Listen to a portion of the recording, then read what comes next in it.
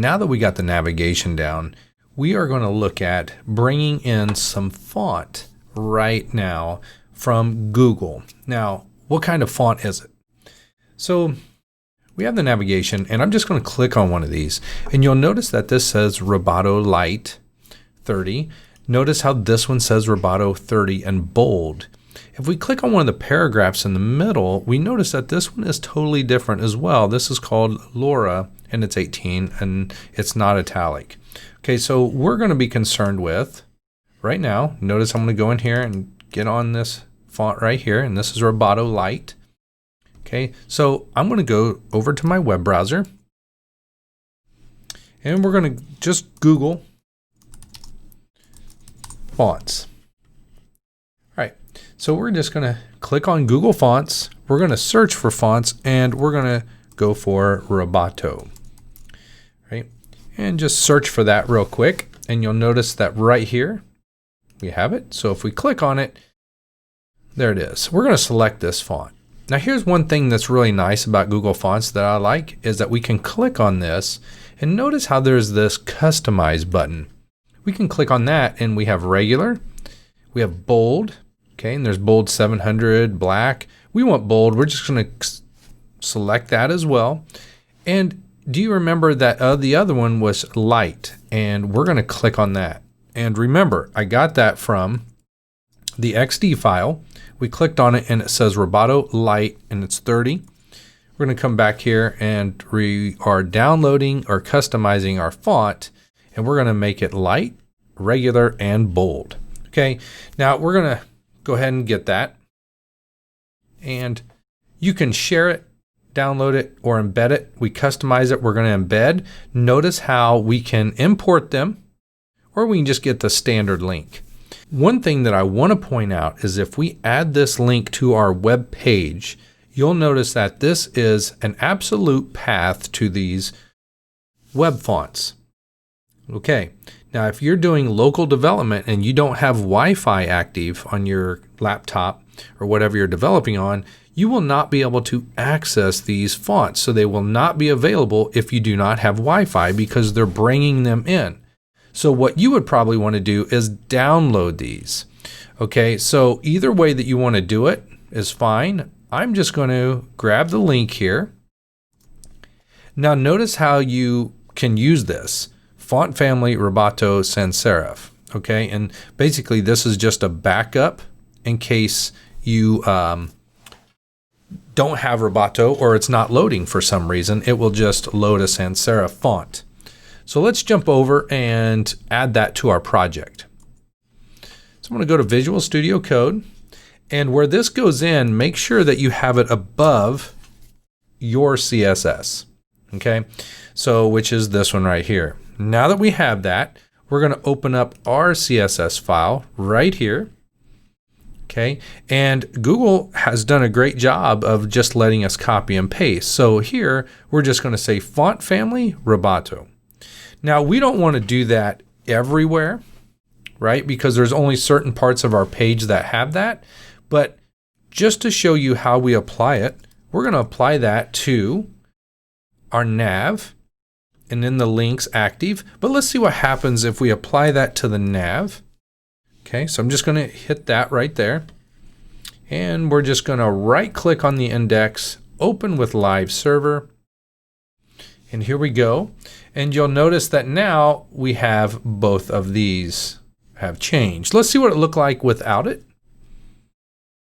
I'm just going to change that. Notice how it goes back to a serif font, which means it has the feet. Okay. Now we can get very specific. So I'm going to uncomment this and let's change it because we only want our links to have that, right? And then we want the logo to have it, but we also want the font weight to be bold, right? And we're just going to put that in there. And now let's go back and take a look at our web page. And you'll notice that this is not bold, but this is bold. Okay, and we can tell a difference if I just come over and take this line out. And notice it's not bold. We put it back in and it's bold. So now all you'd have to do here is change this to light Let's see if that works. Okay, and it changes it a little bit. Okay. Now, if you wanted something like we have light, we have normal, so you can put lighter. See what happens with that. Notice that gets a little bit more, thin lined. And if we go back to our XD file, the navigation is light. So we're going to try that right here. Let's see if Google Fonts gives us that option. Like, what do we put here if we just want light? Okay, so I'm just going to undo regular, undo bold. Okay, come back to embed, and notice how it still says use Roboto. So that means that in our Visual Studio Code, we have to use this lighter. Okay, now I want font bold here for our logo. And I'm going to copy that. I'm going to come up here to our links, A, and I'm going to put lighter here. If I could spell today. And we're just going to move over and check that out in our browser. Let me get rid of that one, come down. And you'll notice that this is Roboto Light and this is Roboto with the bold. So we've pretty much got our navigation laid out. Just pay attention to the fonts and customizing. And when you look inside your Adobe XD file, okay, make sure you're getting the right fonts. Okay, so this is light. Okay, and that's a font weight. Okay, this is bold, and that's a font weight. So let's move to the next font we need to bring in, and that's Laura, and it's not italics. Okay, if we go in here, notice it's just normal, and it's Laura. Let's see if this is available on Google Fonts. So we're going to move over here. Let's get rid of this one. We don't need it anymore. Okay, so we're just going to clear all on that. Okay. And let's go up here to Google Fonts, and we're just going to search for that, and notice that it's right here. Now, we are going to select this font. We click on this, and we're just going to bring in the bold 700 and with the regular. Okay. Now, if you want to bring in the italic, go ahead and just load that, and we're going to go to the embed, and again, we're just going to grab this link. Okay. Now, you'll notice that all the paragraphs were this font family. So what I'm going to do is I'm just going to grab this link. Let's go to Visual Studio Code. And again, we're going to put this below the other link that had our fonts in it. And remember that if you do not have internet access, you will not be able to see these fonts. You would want to download those and put those into your project. All right. So now that we have those, how do we use those Laura fonts? So we notice, let's look at our XD file. So the paragraphs are all Laura. Let's move over here. That's Laura as owner, that's Roboto, which we already have. So it looks like all these paragraphs are Laura, okay? And that's Roboto. Okay, so that's all we need. Oh, went a little bit too far there. Okay, so Laura is pretty much all the paragraph tags. So what we're gonna do is jump over here to our CSS, and notice that H1s and all those, but we don't want to target all the H1s. We're just going to target all the paragraph tags, and we don't want that. We want to jump back over to our web, and we want to copy this font family. Okay, and we're going to paste that right here. So that means every paragraph tag that we will eventually put on the page will now be that Laura font. And that Laura font is brought in using this link right here. Okay, so that helps us out a little bit and gets us ready to start creating those content areas. All right, so we have learned how to import fonts and add them to our project, and then use the font family property and then the values that we need to change those in our project. Now you'll notice that all the paragraphs are just normal. We haven't added any font weight, which is lighter, or the bold. We haven't added anything because we just want ours to be normal there. So pay attention to that, okay? Now, one thing that I do want to talk about is if you're saving your projects and you're going to work from laptop, and then maybe you're going to go to a different space. Maybe you're a student and you're going to go home and work on it from school, or you're going to do something else. I would highly recommend getting GitHub. It makes it a lot easier to store your projects, and then you can just go home and move up. Now, GitHub is it's a place to store your projects. In layman terms, basically you're just pushing your projects to the cloud, but this cloud is very sophisticated. It can version your files. Okay, it's actually called repos, okay, and or repositories, and they're basically containers that hold your code or projects or whatever else you want to put up there.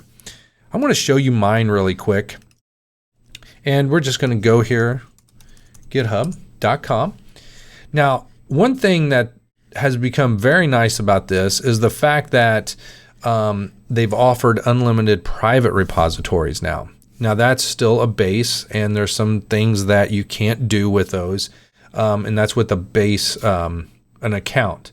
Okay, if you're a student at any accredited university or something, you may want to try to get the pro account.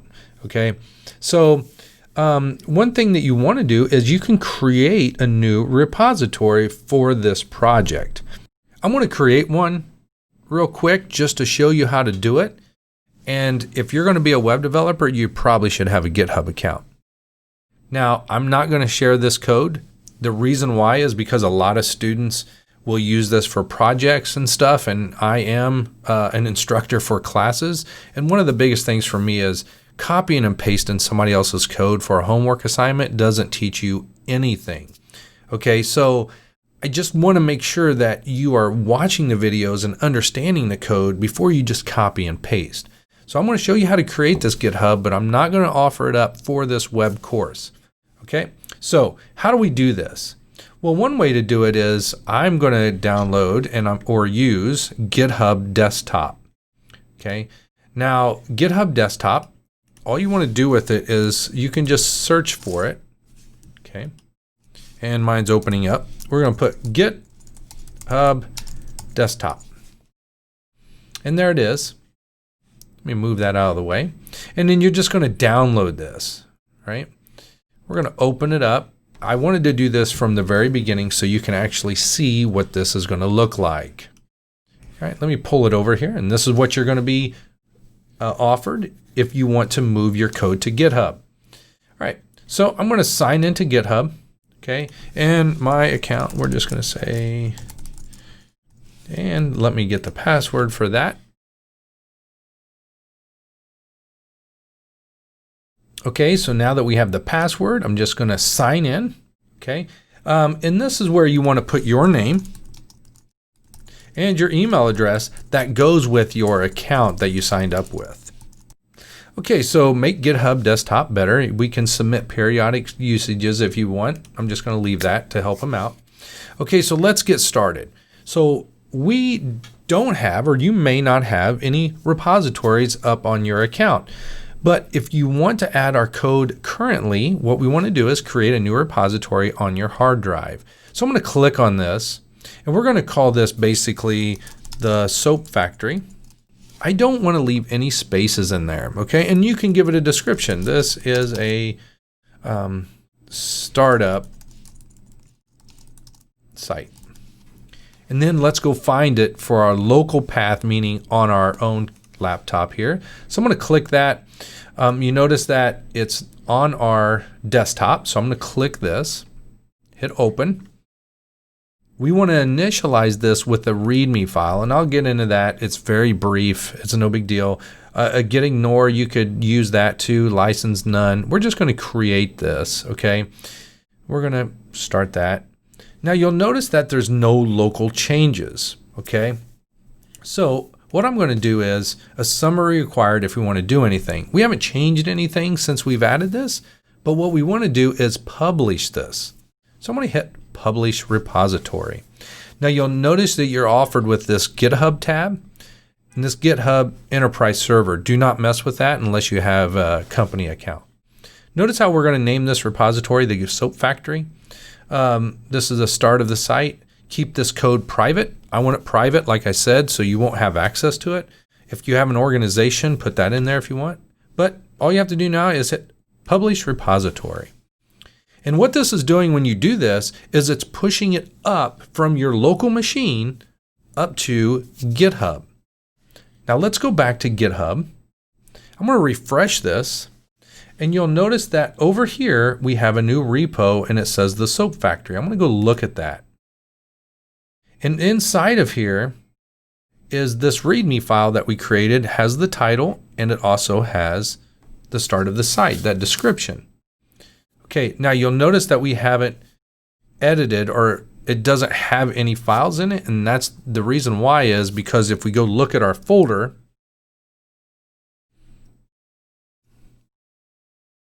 which is on our desktop here, it created a new one inside of this. So here is all of our files, and it created a new Soap Factory inside of our current project.